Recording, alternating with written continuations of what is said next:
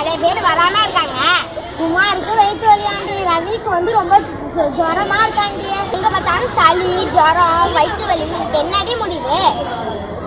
நம்ம எங்க வீட்டுக்கு பக்கத்துல தாத்தா பாட்டி 2 பேர் இருக்காங்க. அவங்க 80 வயசு ஆயிடுச்சு. இன்னமும் நல்லா ஆரோக்கியமா இருக்காங்க. நம்ம 2 பேரும் போய் அவங்கள்ட்ட கேட்டுட்டு வருவோமா?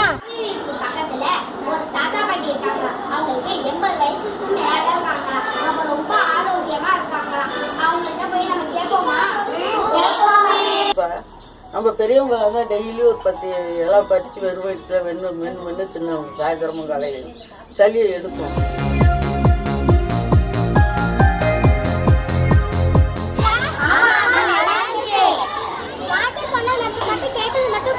மக்களுக்கும் நம்ம போய் சொல்லணும். எப்படி சொல்லலாம்?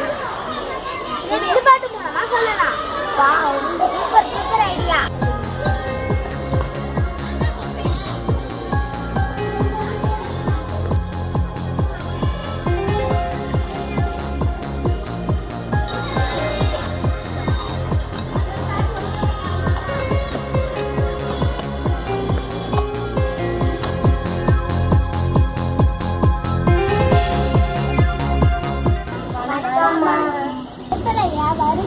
சூடு பண்ணி தடச்சி வச்சோம்னா காய்ச்சல் எல்லாம் நீங்குமா.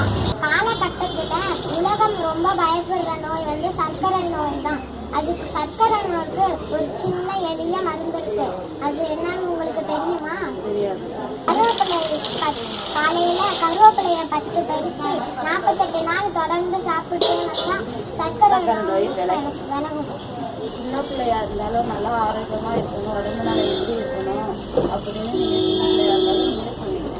அதே மாதிரி நாங்கள் வந்து கொள்ளையில என்னென்ன பயிற்சல் பண்ணணுங்கிறத தெரிஞ்சுக்கிட்டு நாங்களும் ஆரோக்கியமா எங்க ஊர்ல மூலிகையை பத்தி வில்லுபாட்டு நடக்குது.